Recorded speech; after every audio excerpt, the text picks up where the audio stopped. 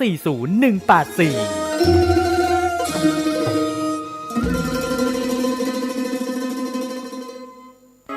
ฐินทานคือสังฆทานบุญทานยิ่งใหญ่1 เดือนท่านกำหนดไว้นับตั้งแต่วันพิธีทำบุญทอดกฐินมหาวิทยาลัยเชียงใหม่ประจำปี 2565 ทอดถวายวันเสาร์ที่ 29 ตุลาคม พุทธศักราช 2565 ณ วัดฝายหินตำบลสุเทพอำเภอเมืองเชียงใหม่ จังหวัดเชียงใหม่ 13 นาฬิกา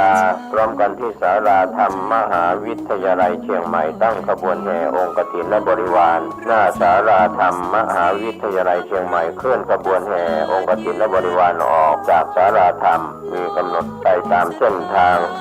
13:30 นาทีขวงวัฒนธรรมมหาวิทยาลัยเชียงใหม่ขบวนแห่องค์กฐินและบริวารทุกคณะสถาบันสำนักและส่วนงานต่างๆพร้อมกันมีการแสดงของชมรมพื้นบ้านล้านนาสโมสรนักศึกษามหาวิทยาลัยเชียงใหม่ 14 นาฬิกาเคลื่อนขบวนแห่องค์กฐินและบริวารเข้าสู่วัดฝายหินประธานในพิธีจุดธูปเทียนบูชาพระรัตนตรัยไหว้พระสมาทานเบญจศีลกล่าวคำถวายผ้ากฐินแด่พระสงฆ์น้อมผ้ากฐินถวายพระสงฆ์อัปโลกกฐินถวายทายธรรมแด่พระสงฆ์กรรมการสภามหาวิทยาลัยอธิการบดีรองอธิการบดีผู้ช่วยอธิการบดีประธานกรรมการส่งเสริมมหาวิทยาลัยคณบดีผู้อำนวยการสถาบันสำนักศูนย์กองประธานสภาพนักงานมหาวิทยาลัยนายกสโมสรมหาวิทยาลัยนายกสโมสรนักศึกษามหาวิทยาลัยตามลำดับถวายทายธรรมแด่พระสงฆ์อนุโมทนากรวดน้ำรับก่อนลาพระสงฆ์ 15:30 นาทีประกาศผลรางวัลการประกวดขบวนกฐินก็เป็นข่าวสารงานทำบุญทอดกฐินมหาวิทยาลัยเชียงใหม่ประจำปี 2565 ตรงกับวันเสาร์ที่ 29 ตุลาคม 2565 ทอดถวายกับพระคุณเจ้าที่จำพรรษาท่วนใจมาศวัดฝายหินตำบลสุเทพอำเภอเมืองเชียงใหม่จังหวัดเชียงใหม่ขอเชิญท่านร่วมบุญร่วมกุศลติดต่อได้ที่มหาวิทยาลัยเชียงใหม่และวัดฝายหินที่จะร่วมทำบุญในคราวครั้งนี้ได้ความสุขกายสุขใจโดยทั่วหน้ากันสร้างเหตุปัจจัยด้วยศรัทธาด้วยปัญญารู้เห็นทำตามจริงขอเชิญสาธุชนสร้างบุญกุศลยิ่งใหญ่กฐินทานคือสังฆทานบุญทานยิ่งใหญ่1 เดือนท่านกำหนดไว้นับตั้งแต่ข่าวสารเพื่อการประชาสัมพันธ์ทำบุญทอดกฐินสามัคคีของวัดป่าแดงมหาวิหารตำบลสุเทพอำเภอเมืองเชียงใหม่จังหวัดเชียงใหม่อาทิตย์ที่ 30 ตุลาคม 2565 8:30 นาทีคณะกฐินพร้อมกันณวัดป่าแดงมหาวิหาร 9:39 นาทีจุดธูปเทียนบูชาพระรัตนตรัยสมาทานเบญจศีลถวายผ้ากฐินพระสงฆ์อุปโลกกฐินพระสงฆ์อนุโมทนาเจริญจิตตภาวนาแผ่เมตตา 11 นาฬิกาถวายภัตตาหารเพลแด่พระภิกษุสามเณร 12 นาฬิกาเชิญแขกผู้มีเกียรติร่วมรับประทานอาหารกลางวันประธานกรรมการงานทอดกฐินสามัคคีของวัดป่าแดงมหาวิหารผู้ช่วยศาสตราจารย์สมคิดสกุลวัฒนะพร้อมคณะกรรมการสายต่างๆก็มีสายคุณสมจิตวงจันทร์คำสายคุณสิริรักษ์ตันติเสรีสายคุณแสงทองวรวีระวงศ์สายขนส่งและสายอาจารย์เนนสมพงษ์ปันธกาสายคณะศรัทธาวัดป่าแดงมหาวิหารทุกท่านพร้อมครอบครัวท่านที่จะร่วมทำบุญ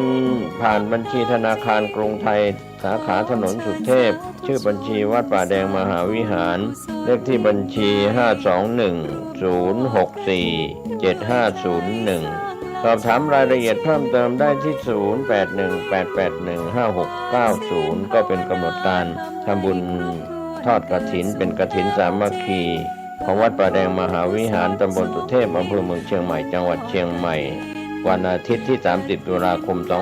2565 ช่วงเช้า 9:39 นาทีเชิญท่านร่วมงานทำบุญทอดกฐินสามัคคีโดยพร้อมเพรียงกัน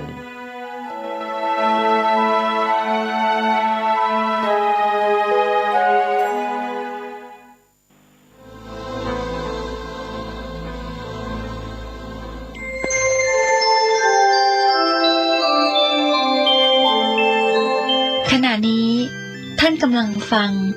สถานีวิทยุกระจายเสียง FM 104.5 เมกะเฮิรตซ์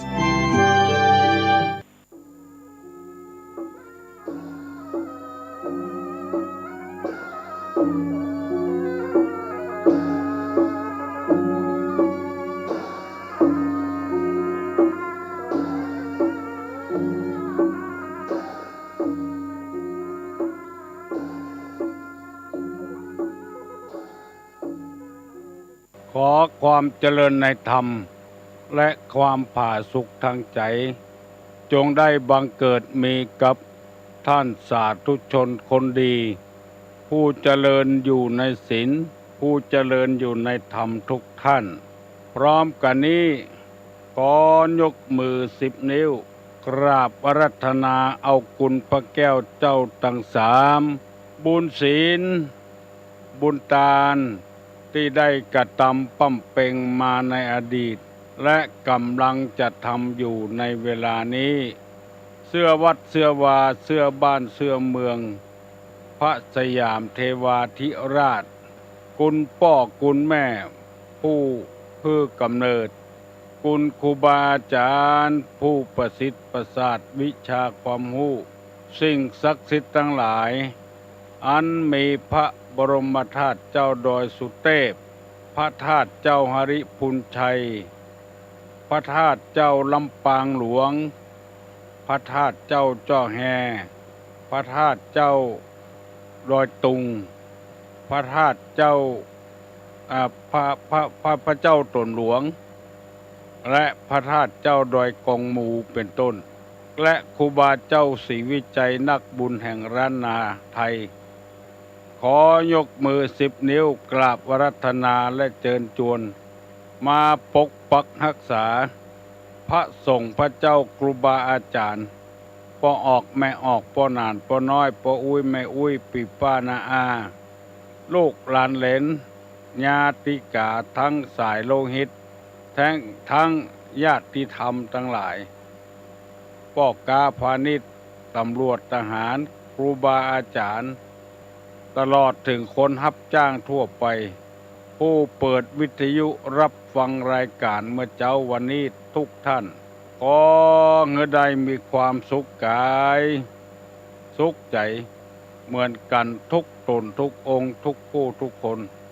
ก่อนที่จะดำเนินรายการต่อไปนี้ขอเชิญชวนมวลท่านผู้ใจบุญทั้งหลายได้พร้อมใจกันไหว้พระเพื่อเกิดความเป็นสิริมงคลกับตัวกับครอบครัวกับธุระการงานต่อไปปนมมือเน้อว่าพร้อมกันอะระหังสัมมาสัมพุทโธภควา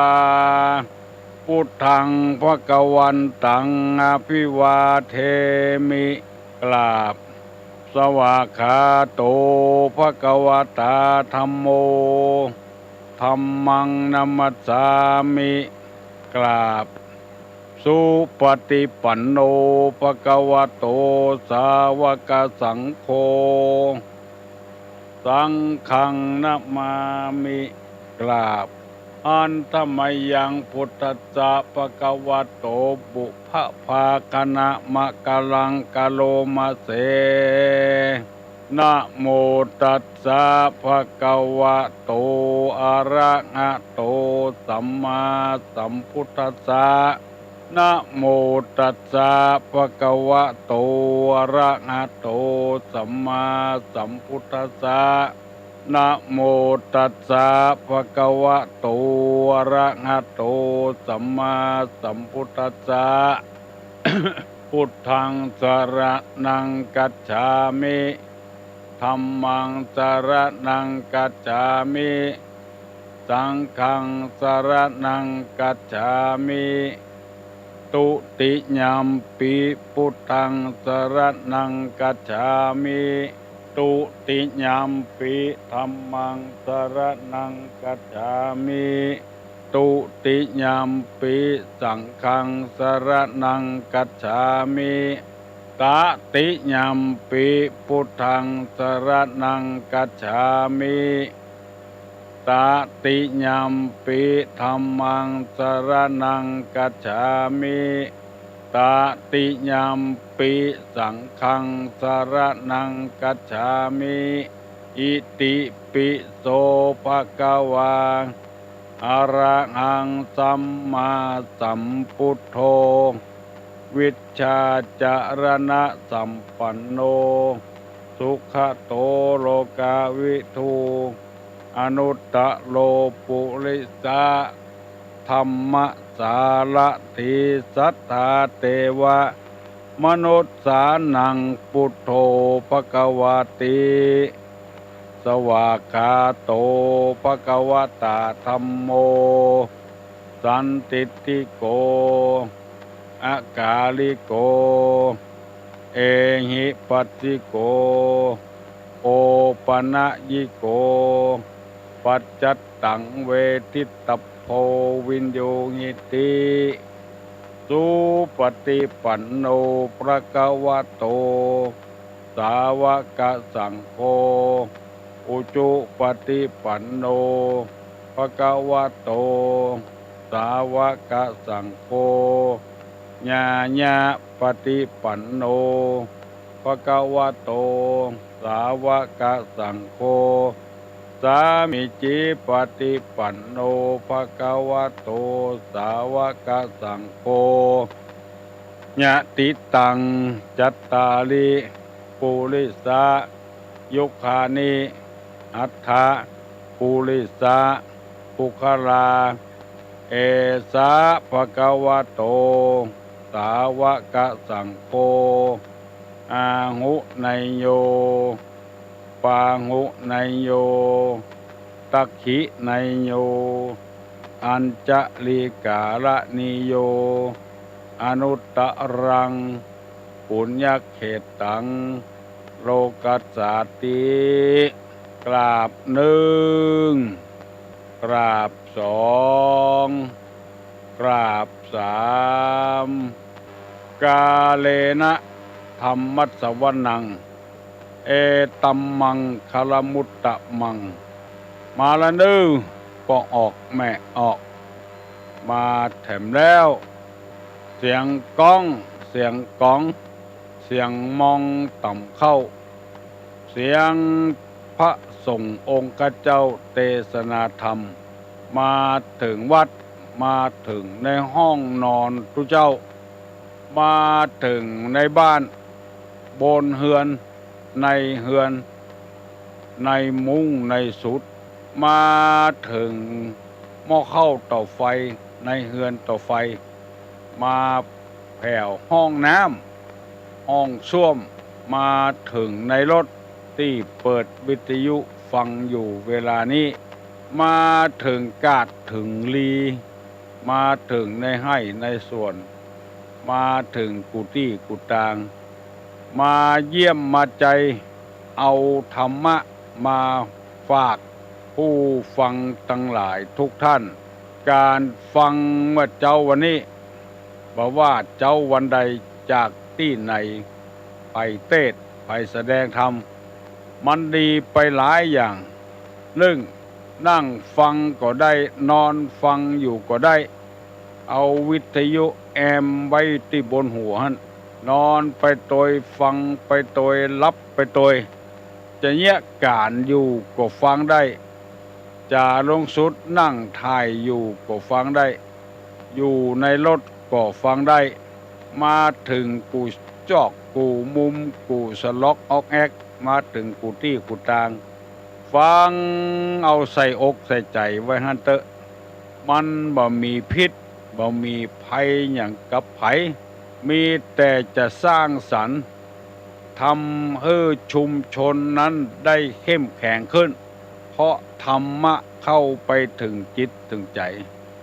ธรรมะเข้าไปถึงบ้านถึงจองถึงหอถึงเฮือนสบายไปอย่างบ่ต้องมีพิธีพิธันในอย่างในการฟังมีหน้าที่อยู่ก็เปิดวิทยุหมุนขึ้นไปหา FM และแถมหลายสถานีที่เปิ้นไฟเขียวฮือตลอดถึงเสียงต่ำสายต่ำวัด ต่ำบ้านตี้เปิ้นไฟเขียวเฮ้อมีใจกว้างขวางเปิดเฮ้อพี่น้อง10เสาเจ้าบ้าน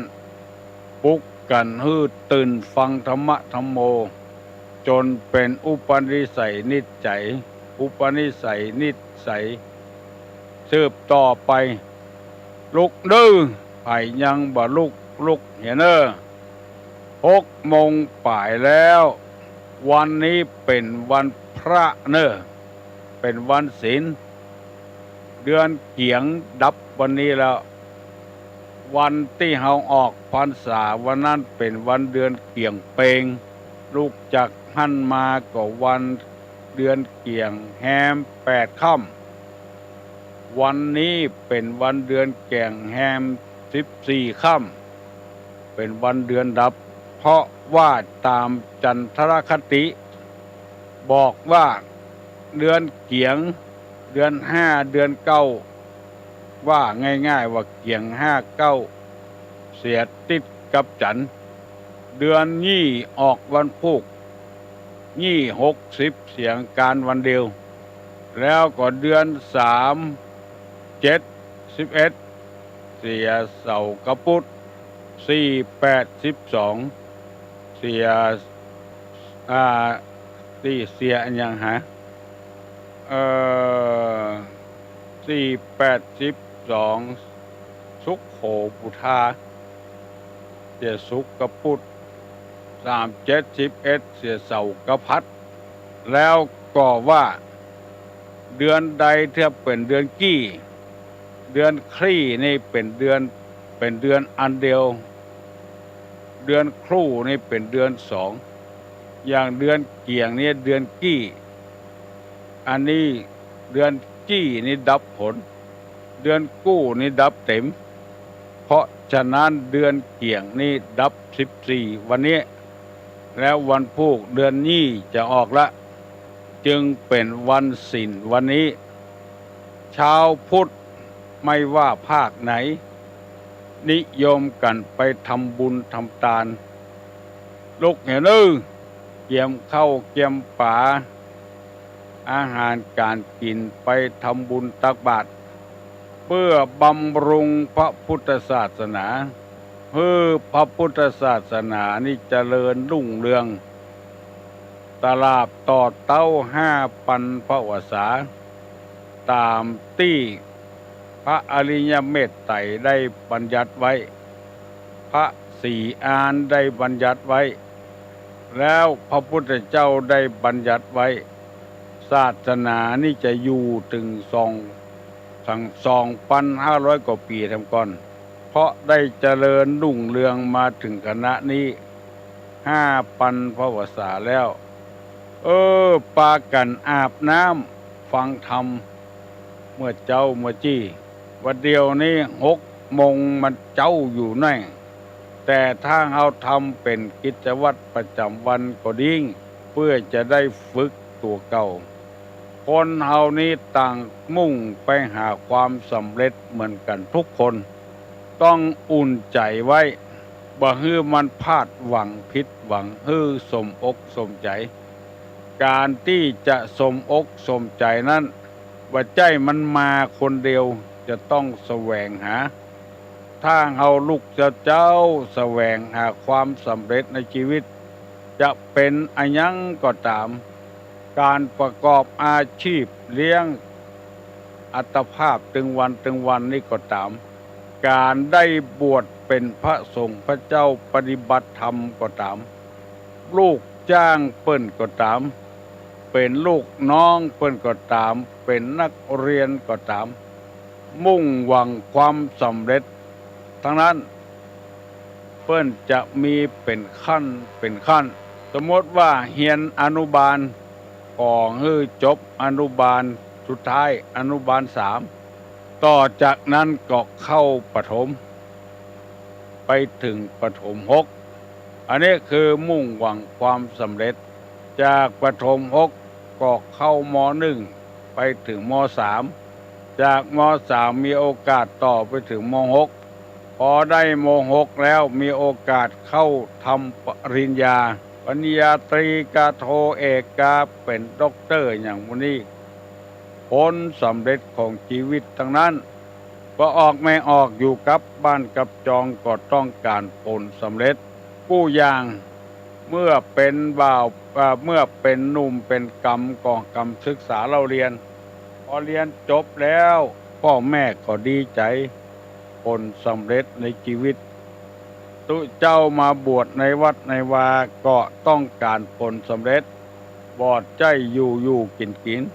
เฮียนสูตรโยโกห้องเพื่อจักได้สรรเสริญพุทธคุณธรรมคุณสังฆคุณผลสำเร็จทั้งนั้นสร้างวัดสร้างวาก็เป็นผลสำเร็จสร้างหงหงเฮียนก็ผลสำเร็จบางคนประสบผลสำเร็จมาหลายอย่างแล้วแต่ยังบ่พอใจเรื่องมุ่งมั่นทำต่อไปแถมเอางานอื่นจนสำเร็จวันนี้ตุลุงจะได้นำกรรมเอาที่ว่าคนเฮาเนี่ยยังบ่เป็นผลสำเร็จเพราะเหตุว่าได้รับข้อมูลที่บ่ถูกต้องทำอันใดจึงค้างไว้อยู่บ่แล้วสักเตื้อจึงไข้รณรงค์ให้พี่น้องทั้งหลายช่วยการปฏิบัติธรรมนักๆแล้วความสำเร็จจะเกิดขึ้นในกับตัวได้ไปอ่านหนังสือเล่มหนึ่งชื่อว่าพระอรหันต์ในบ้านครอบครัวของอินทวงศ์เดิมทีเดิมเก้านั้นเป็นคนตังลำปางตังบ้านสายเสด็จแล้วก็มาตั้งหลักตั้งฐานอยู่ที่จังหวัดเชียงใหม่คือแม่คำมาอินทวงศ์พร้อมกับลูกกับหลานมาเป็นคนเชียงใหม่หลายคนได้ไปอ่านหนังสือเล่มหนึ่งไม่สงวนลิขสิทธิ์อ่านแล้วซึ้งอกซึ้งใจเอามาพิมพ์เป็นเล่มเอามามอบให้ตุลุงได้หลายเล่มไปอ่านได้ใจความข้อหนึ่งว่าสาเหตุแห่งความล้มเหลวของคนเราเนี่ยเพราะอันอย่างจึงล้มเหลวมันมีอยู่ตึงหมดกัน24ข้อด้วยกันตุลุงจะได้นำมาเสนอให้พี่น้องทั้งหลายฟังอ่านคนเดียวแล้วซึ้งอกซึ้งใจวันนี้จะได้นำเอาหนังสือพระในบ้านเล่มนั้นไว้แจ้ตึงเล่มยกอย่างมาเสนอให้พี่น้องทั้งหลายฟังเพื่อบ่ให้คนอันนี้ได้ล้มเหลวในชีวิตมุมานะเอาจนเป็นผลสำเร็จมีลูกส่งลูกเข้าเรียนจนได้เนี่ยเวียกเนี่ยการมีเงินเดือนกินมีรถใจก่อนพ่อก่อนแม่สำบุกสำบันเก็บหอมรอมรีบส่งลูกส่งเต้าเข้าเข้าเรียนจนอายุป50-60เช่นจะได้รถใจลูกเกิดมาเวลาเนี่ยเห็นเทียนสำเร็จแล้วมีรถใจอายุบ่ถึง30กว่าปีก็มีรถใจละมีงานทำละอันนี้คือความบ่ล้มเหลวของพ่อของแม่ขอให้ท่านทั้งหลายฟังไว้เนอะแล้วเราจะได้ตั้งตนตั้งตัวเพื่อความสำเร็จในชีวิตสาเหตุที่คนเฮาเป็นคนล้มเหลวล้มละลายจนหมดเนื้อหมดตัวจนอยู่กับบ้านบ่ได้หนีออกบ้านออกจองเพราะอายพี่น้อง10เจ้าบ้านตัวเก่า1บ่เข้าใจผู้อื่น2บ่ประมาณในตน3บ่เดียงสาต่อการต่องาน4บ่สำนึกผิดชอบ5โลภโมโทสัน6เย่อหยิ่งจองยะโส7โป้ปดมดเพชร8คบค้าเสเพน9เกียรติค้านต่อการต่องาน10ก่อหนี้ก่อศีลโอนตัว 11ขี้เหล้าเมายา12หูเบาหูเบาหูเบามามีปัญญาหูเบาเฉาปัญญา13ทำตัวเป็นนักเลงหัวไม้14ไร้สัจธรรม15ใจคอคับแคบ16พบคนบ่เลือก17คิดคดล่อลวง18สุรุ่ยสุร่าย19ไร้อุดมการณ์20หลงการพนัน21หุนหันพลันแล่น22จิตใจโลเล23อิจฉาริษยา24นอกรีดหรือดันนอกฮีดนอกหอยตึงหมดกันมี14ข้อด้วยกันไหนเฮาก็มาพบกันแล้ววันนี้เป็นวันศีลแล้วงานก็ปิดตัวในเฮาก็บ่ไปที่ไหนแล้วพากันนั่งฟังธรรมฮื้อตลอดรอดฟังเด้อไปยังว่าลุกเห็นลุกเด้อลุกเจ้าไปใส่บาตรญาติปกไปทำบุญทำทานบำรุงพระพุทธศาสนาเพราะว่าชาติศาสนาพระมหากษัตริย์อยู่ในธงไตรโลงค์เดียวกันบำรุงชาติก็เมืองบำรุงประเทศบ้านเมืองบำรุงราชบัลลังก์ของพระบาทสมเด็จพระเจ้าอยู่หัวเพราะว่าสถาบันศาสนานี่เป็นสถาบันสำคัญสถาบันหนึ่งถ้าขาดศาสนาคืออาหารทางใจแล้วบ่มีที่พึ่งตั้งจิตตั้งใจแล้วคนเอาจะทำไปเรื่อยจะได้ขอเมตตาเวลากับท่านสาธุชนคนดีทั้งหลายอธิบายสาเหตุความล้มเหลวให้ฟังตึงหมดกัน28ข้อ24ข้อบ่ใช่28แล้วเพื่อท่านทั้งหลายจะได้ฟังที่กำลังทำอยู่บ่ให้ชีวิตได้ล้มเหลวที่ล้มเหลวมานี้เพราะสาเหตุอันนี้แล้วเราจะได้ฟื้นเนื้อฟื้นตัวขึ้นแถมไม่อดใจฟังไปเนอะข้อที่1ว่าไม่เข้าใจผู้อื่นอันนี้เป็นมูลเหตุเป็นเก้าเป็นเง่าแห่งความล้มเหลวคือหมายความว่าเอาใจตัวเองว่าเอาวิโตตัวเองว่าคนอื่นเปิ้นจะคิดอย่างใดกับเฮาบ่เข้าใจพอฮื้อตัวทำได้ก็เป็นดีกันอันนี้คือต้นเหตุแห่งความล้มเหลวตุลุงจะได้นำเอาเรื่องที่มันเป็นความจริงมาเล่าให้ฟังมีผู้มีอันจะกินผู้หนึ่งก่อนจะเกษียณไปซื้อที่อยู่ต่างบ้านนอกที่แพะที่ป่าเพื่อจะเตรียมตัวไว้ว่าออกจากราชการมาแล้วจะมาแปลงบ้านมาปักหลังตั้งกินอยู่ในสถานที่นี้มีตี้นั้นติดถนนแล้วก็วันดีคืนดีก็เวลาว่างจากราชการตึงผัวตึงเมียก็พากันไปเอี่ยวสวนเอี่ยวที่บ้านนอกเอาเข้าเอาป่าอาหารการกินไปกินตัวมีความสุขในครอบครัววันเสาร์วันอาทิตย์งานว่างเอาเงินตัวเก่านั้นลงทุนไปล้อมหัวล้อมหาวมันเป็นขบวนอย่างดีแล้วตี้ของคนอื่นติดท่านเมื่อราคาพอให้พอดีก็ซื้อออกแถม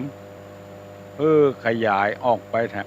ปรากฏว่าตี้ของเจ้านายคนนั้นไปติดกับตี้คนยากคนจนคนหนึ่ง เจ้านายคนนี้ก็ไปถามซื้อคนยากคนจนนั้นบอกว่าขายบ่ได้เพราะลูกหลายจะเอาไว้เป็นมรดกให้ลูกให้หลานที่ได้มานี่ก็เป็นมรดกอยู่แล้วเจ้านายคนนี้ก็คิดว่าถ้าเราทำอย่างใดอย่างหนึ่งหมายความว่า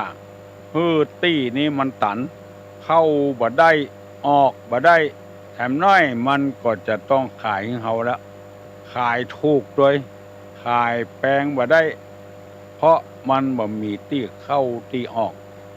ก็อย่างที่ว่าเนี่ยคือไม่เข้าใจผู้อื่นไปล้อมหัวเกิดเกิ้งเหี่ยมหมดตี้ตั้งในก็ตันเข้าบ่ได้ออกบ่ได้ไปล้อมหัวไว้เหี่ยหมดก็ใจเจ้าของตี้เนี่ยก็แค้นใจเพราะว่าเจ้านายไปล้อมหัวให้เข้าบ่ได้ออกบ่ได้แต่ก่อนเคยเข้าได้ออกได้ไปปลูกต้นไม้ต้นตอกไปผูกมันเกี่ยวพ่องปลูกเข้าสลีพ่องประเดี๋ยวนี้เข้าบ่ได้ก็แค้นอยู่ในอกในใจหั่นในที่สุดมันตึกแล้ว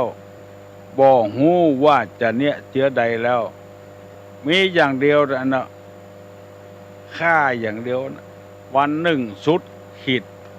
เอามีดเอากระดาษหนังสือพิมพ์ปันมีดเนี่ยเข้าไปหาเจ้านายเปิ้นมาส่วนเจ้านายก็การดีใจว่าหมอนี่มันมาหาเฮาละมันจะมาถามขายที่ถึงเฮาแล้วแต่ก่อนเฮาฮื้อมันตะอั้นบัดเดียวนี่ถ้ามันจะเอาเฮาต้องเอาถูกนั่นไว้เข้าไปแผ่วแล้วบ่พูดพร่ำบ่ทำเพลงอย่างสักอย่างบ่มีการไหว้ครูไหว้บาอย่างสักอย่างเอามีดฟันเจ้านายที่ล้อมหัวเกิดตั้งหน้าดิ้นที่ไหนฟันที่หั่นจนสมแค้นวันนี้ไปที่ไหนรอท่าตำรวจมายับเจ้านายคนที่มีตี้ตั้งหน้าก็เลยตายบักกับพริกบักกับเกลือ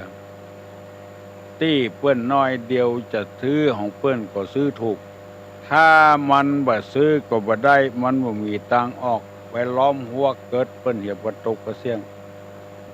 อนาคตที่วาดฝังไว้ว่าตึงลูกตึงเมียจะมาแปลงบ้านแปลงจองของเจ้านายคนนี้เลยดับวูบไปเหี่ยอันนี้เฮาจะส่งเคราะห์เขาว่าความล้มเหลวเกิดขึ้นแล้วลูกก็จ้างเมียก็จ้างว่ากล้ามาแปลงห่อยอเฮือนเพราะหัวหน้าบ้านได้ถึงแก่กรรมไปเหี่ยแล้วเกิดจากความแค้นของเจ้าของตี้ที่อยู่ตั้งหลังน้อยเดียวบ่ได้เป็นอุทาหรณ์ยกมาเป็นตัวอย่างให้พี่น้องทั้งหลายได้รับทราบว่าการว่าเข้าใจคนอื่นเนี่ยสำคัญมากเฮามีอำนาจวาสนานึกว่าผู้คนน่ะจะมาอยู่ในอำนาจวาสนาของเฮาหมดซึ่งคนมันมีหัวใจที่กรรมเพิ่นว่าหัวใจเจ้าหัวใจไพ่มันห้อยอยู่ที่เดียวกันมันมีความคิดอย่างเดียวกันมีความต้องการเชื้อเดียวกันเพราะฉะนั้นคนที่หวังความเจริญเข้าสู่ตัวว่ามีความล้มเหลวต้องเข้าใจคนอื่นตัวอย่างกับเฮาจะสร้างอย่างใดอย่างหนึ่งเอาง่ายๆว่าเป็นหัวหน้าเปิ้นเป็นหัวหน้าศาลาแปลงเฮือนว่าอีเตอเฮาจะคนที่มาเยี่ยการตัวเฮาน่ะเต่าไม้พ่องกาออกเล็กพ่องกาพุดหลุมพ่องกาคัดไม้คัดตอกพ่องกาเหมือนอย่างเฮากึดกูอย่างมันเป็นไปบ่ได้ที่เปิ้นว่ายูคกขึ้นบนดอยเข็นคกขึ้นภูเขาสอนคนแก่คนเฒ่าฮือลดทิฐิมานะยูคกขึ้นดอยยังง่ายกว่าสอนคนเฒ่าฮือลดทิฐิมานะ การที่ว่าเข้าใจคนอื่นนี่สำคัญมาก คือคล้ายๆว่าจะให้คนผู้คนน่ะเหมือนกันหรือเฮาหมดเฮาบ่เข้าใจคนอื่นเข้าใจกับตัวเก่าอยู่กับเมียให้ให้เมียอยู่ในบังคับของตัวหมดจำไปก็ให้ไปจำอยู่ก็ให้อยู่ต้องการกินอะไรหยังให้เอาจนได้เมื่อบ่ได้กินโคตรเกลียดทะละทลายบุบห่อบุบเฮือนหม้อนึ่งให้เข้าหั่นไอ้หยังก็เป็นสัตว์ทะลูไปหมดหั่นไอ้หยังก็เตะเหี้ยเบอะเหี้ยเบอไปหมดอันนี้จงจำไว้ว่าไผมีนิสัยอย่างอีอนาคตนี่ล้มเหลวแน่นอนบ่ถูกต้องเนี่ยบ่ถูกบ่ต้องคนที่หวังความเจริญนั้นต้องหู้ใจคนอื่นพ้องคนอื่นต้องการเชื้อใดเอาก็ต้องให้เป็นไปเชื้อนั้นบางทีนะเฮามีเจตนาดีต่อลูกน้องต่อไผก็จ้างเถอะเอาง่ายๆว่าเป็นเจ้าอาวาสมีเจตนาดีต่อลูกน้องต่อลูกศิษย์ลูกหาได้อันหยังมาแจกของที่แจกนั้นมันบ่เหมือนกันคุณภาพมันบ่เหมือนกันราคาบ่เหมือนกันและเอามาแจกแทนที่เฮาจะได้รับกำยกย่องสรรเสริญต่อลูกน้องต่อลูกศิษย์ลูกหาว่าครูบาอาจารย์ใจดีเอาของมาแจกในที่สุดมากลับเป็นผลร้ายเพราะว่าของนั้นบ่เหมือนกันบางทีก็อาจสีบ่เหมือนกันก็ราคาบ่เหมือนกันใดได้ของดีก็ยังแควนน้อยได้ของที่มีราคาก็ยังแควนน้อยได้ของที่บ่มีราคานั่นก็เลยเดือดโวยวายขึ้นแล้วแบ่งบ่เท่ากันบ่เสมอกันหมู่นี้เป็นต้นยกตัวอย่างให้ฟังอย่างง่ายๆฟังไปเตอพี่เอ๋ยน้องเอ๋ยพี่น้อง10 สาวชาวบ้านว่ามีหยังแล้วที่จะมาเตือนสติตัวเฮามีน้ำธรรมคำสอนในศาสนาต่างๆต่ออันสุดแล้วแต่ไผจะเอาคำสอนในศาสนานั้นเข้ามาสอนตัวเก่าจะนับถือศาสนาอย่างก็ตามอย่าไปคิดว่าตัวเองถือศาสนาพุทธว่าศาสนาพุทธดีศาสนาอื่นก็ว่าศาสนาอื่นดีจะไปคิดอย่างนั้นขอให้ต่างคนต่างปฏิบัติตามหลักธรรมของไผของมันแล้วคนเฮาจะอยู่กันม่วนเมาถือห่างกันว่าศาสนาข้าดีลัทธิข้าดีนี่กายดีตุลุงคิดว่าบ่ต้องมีดีกว่าทำมือคนแตกแยกกันอวดตัวอวดศาสนาอวดอย่างสะปะสะปืนมันห้องไผ่ของมันน่ะป้อไผ่ป้อมันน่ะเฮาก็ว่าป้อเฮาเนี่ยดีที่สุดละคนอื่นก็ว่าป้อของตัวน่ะดีที่สุดละเฮาก็ว่าแม่เฮาเนี่ยกินลำทำอาหารอร่อยเปิ้นก็ว่าแม่เปิ้นน่ะเนี่ยกินลำทำอาหารอร่อยเฮากินถึงวันนี่กินไปเรื่อยๆคนที่ทำอาหารคือเฮากินที่ลำที่สุดอร่อยที่สุดก็คือแม่ของเฮาเพราะฉะนั้นเป็นแม่ไผ่แม่มันเคารพนับถือแม่ไผ่แม่มันเฮาต้องเข้าใจเข้าใจในคนการที่บ่เข้าใจในคนอื่นเนี่ยอันตรายคนขับรถโดยสารก็ต้องเข้าใจคนโดยสารทำความเข้าใจเสียก่อนถ้าบ่เข้าใจมันล้มเหลว เปิ้นจะลงตัดนี่เอาเปิ้นไปลงเหนือบนเตียวน้อยเดียวบ่ได้อย่างเงี้ยบ่เข้าใจเปิ้นว่าใจมีกะเตียวอย่างดีครัวเปิ้นก็มีเปียดเปิ้นก็มีของใจไม้สวยเปิ้นก็มีเเปิ้นแบกคืนมาแถมการบ่เข้าใจไผเนี่ยที่ตุเจ้ากับศรัทธาบ่ถูกบ่โล่งกันก็เพราะว่าบ่เข้าใจกันศรัทธาก็บ่เข้าใจตุเจ้าก็บ่เข้าใจศรัทธามีพฤติกรรมบ่ร่วมกันเฮาจะฮื้อศรัทธาเหมือนใจเฮาเหี่ยหมดมันเป็นไปบ่ได้เมื่อเป็นไปบ่ได้ก็โกรธก็เกลียดหนีหัวมุ่นสุนสุกไปที่ต่างๆก็ฮู้จักแล้วซะเตื้อเพราะฉะนั้นในหลักจิตวิทยาเพิ่นว่าต้องเข้าใจคนอื่นเฮาอยากจะไปปกครองคนเฮาต้องเข้าใจคนถ้าบ่เข้าใจปกครองบ่ได้คนเฮานี่มันสำคัญตัวเองว่าต่างคนต่างให้ฮื้อเปิ้นสนใจตัวเก่าหมดหลักจิตวิทยาตุลุงจะเล่าให้ฟังแล้วพอออกแม่ออกตุเจ้าพนายครูบาอาจารย์คงอย่าบ่เคยได้ยินที่ตุลุงจะเล่าให้ฟังนี้เพิ่นว่าคนนั้นเนี่ยสำคัญตัวเก่านักเหลือพ่อเหลือแม่เหลือพี่เหลือน้องเหมือนกันทุกคนเพิ่นว่าจะไปฮู้ได้อย่างใดถ้าท่านจะสังเกตว่าคนเฮาเนี่ยสำคัญตัวเก่านักเหลือกว่าคนอื่นลองถ่ายรูป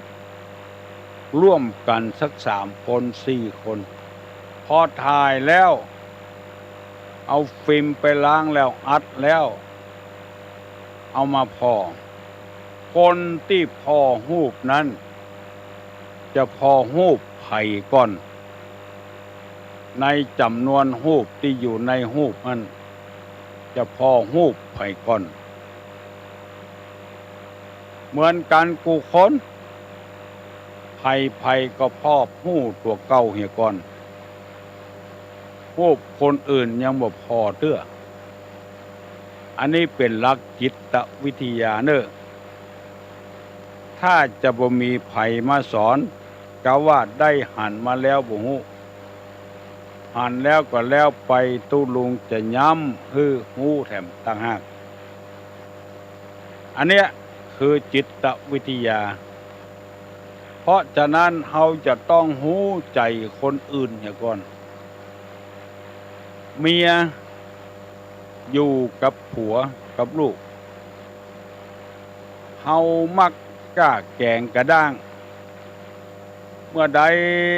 ก็ซื้อกะแกงกระด้างมากินผัวมันถึงบ่ชอบอยู่หั่นแล้วแกงกระด้าง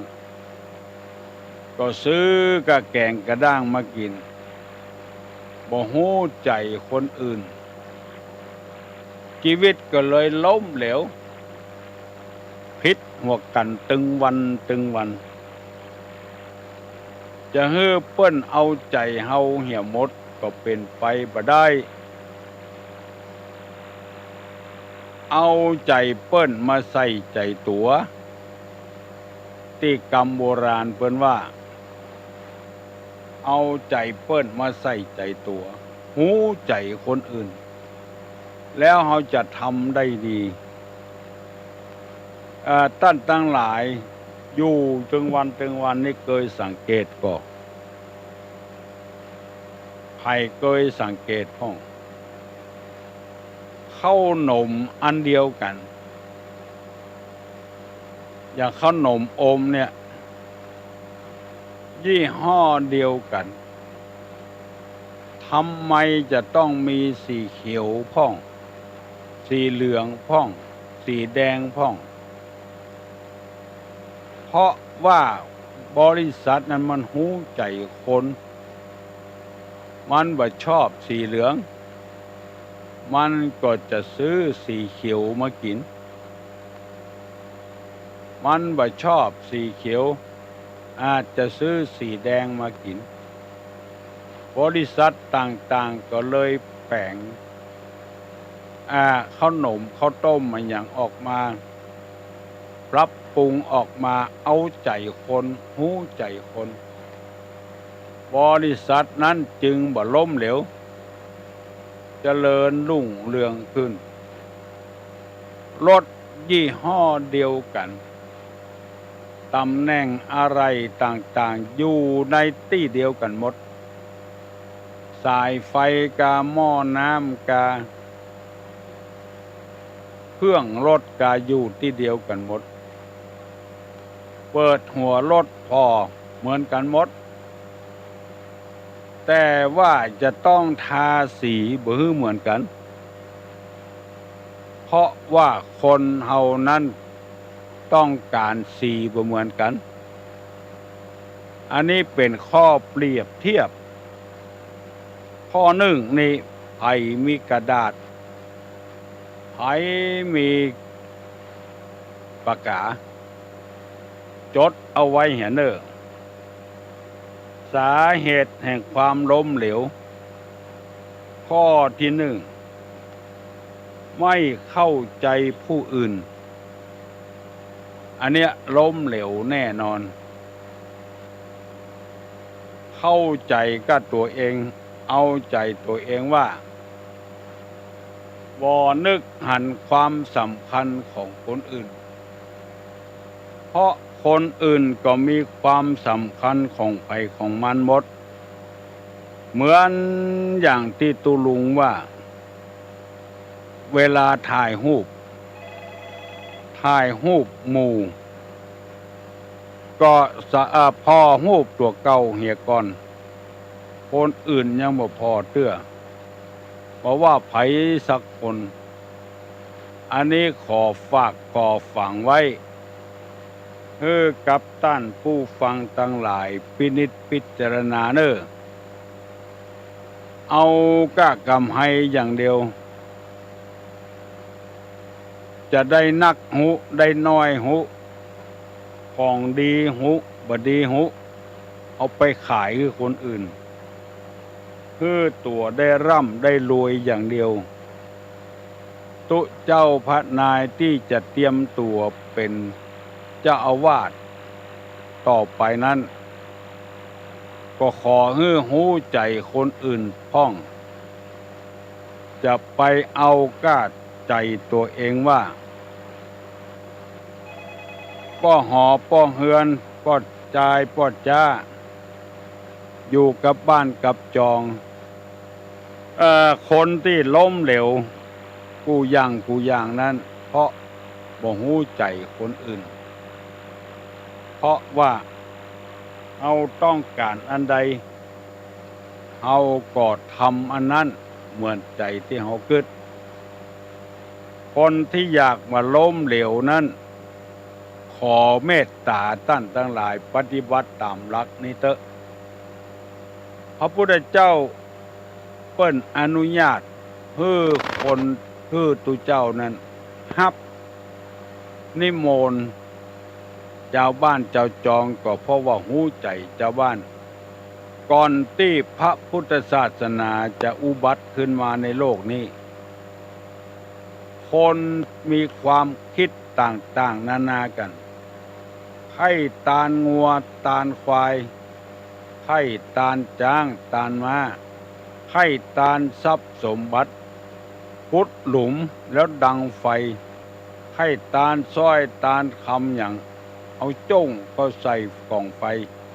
ให้ตาลงัวตาลควายก็ยูเข้าใส่กล่องไฟให้ไฟไหม้เกิดมาชาติหน้าจะมีเงินมีคำจะมีงัวมีควายไว้ใจไถนาเนี่ยอย่างอัน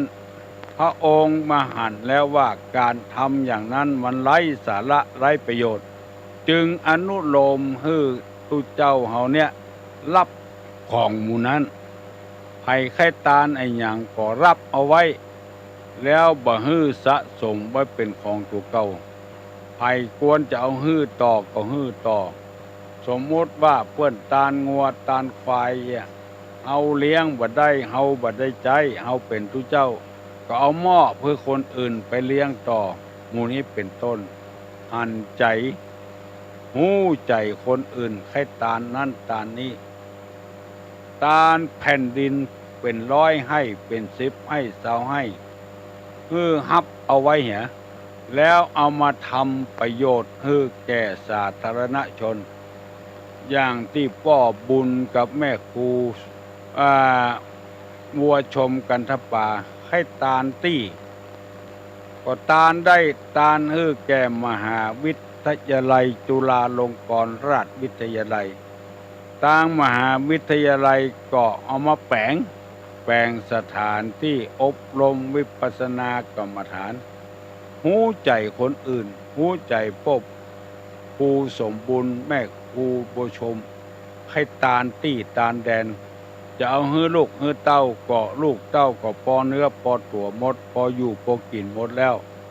เอาฮื้อตาลแก่บวรพระพุทธศาสนาจะเอาขายบ่ฮู้จะเอาเงินเอาทองมาเนี่ยอย่างอันเนี้ยคือหู้ใจกันคนที่บ่ใครล้มเหลวนั้นก็ต้องทำความรู้จักคนอื่นเสียก่อนแล้วชีวิตการดำเนินการมันจะบ่ล้มเหลวหู้จักนิสัยคนเสียก่อนบ่ต้องว่าเป็นคนเอาจะเลี้ยงไก่ตามที่เปิ้นรณรงค์กันเป็นเล้าเป็นร้อยเอาต้องหู้นิสัยไก่เสียก่อนไก่มันชอบจะใดนิสัยมันเป็นจะใดยามร้อนมันต้องการจะใดยามหนาวยามฝนมันต้องการจะใดต้องศึกษาเสียก่อนแล้วค่อยทำไปมันจะบ่ล้มบ่เหลวมันจะเจริญยิ่งขึ้นสืบถึงลูกถึงหลานต้องหู้นิสัยเสียก่อนใครจะตั้งห้านขายอันหยัง